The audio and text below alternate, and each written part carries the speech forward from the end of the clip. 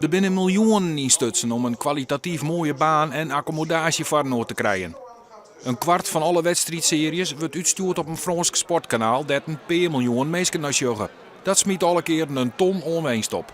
Hield dat de baan net zonder kin. De Fransen binnen takkumseizoen dus wel weer nedig. Dat gaat eigenlijk elk jaar opnieuw bekeken worden. Dus wij moeten elke keer ons weer bewijzen. Dus elke koers telt, ook voor ons. Maar we zijn vol optimisme gezien de laatste evaluaties met Frankrijk. Ze zijn heel enthousiast over ons. Takkummeer is weer in Frankrijk te zien op televisie. Zeker weten. Hienste trainers, wedstrijdrijders en publiek uit binnen- en buitenland komen naar Wolvergeert aan. In de winter kunnen we hier altijd trainen en die baan die laat er dan fantastisch bij. Als we thuis niks kennen, dan is het hier prachtig trainen. Waar is thuis? Biddinghuizen.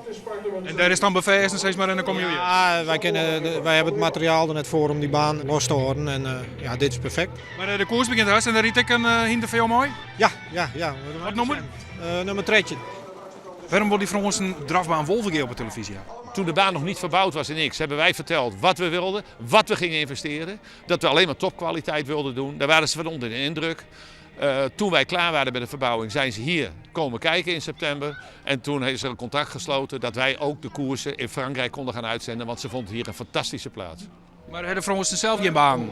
Ja, die hebben 350 hippodromes, zoals ze dat zo mooi noemen. Alleen die koersen in de winter niet. Daar springt Wolvergeert in dat gat. Dat is voor ons letterlijk het gat in de markt. Draverijen worden eigenlijk alleen maar georganiseerd om het betere paard te fokken. En in Frankrijk is de agrarische sector en de paardensector zijn enorm verweven. Dus daar is een cultuur ontstaan. Dat blijkt de winnende oplossing te zijn. En Engwer daar zien hinder, dat wint. Nou, woon. Ja, prachtig. Ja, deze hebben Menje hier nog even getraind. Kon thuis nog niks en Menje de morgen ben we hier nog even heen geweest. Doe je het hier nou voor? Voor het resultaat. Ja, je doet het voor. Dat is gewoon heel belangrijk. Als je zijn internet kunnen trainen, ja, dan kom je er net. En het prijsgeld? Het was €400 vroeger, nu wint hij €3000.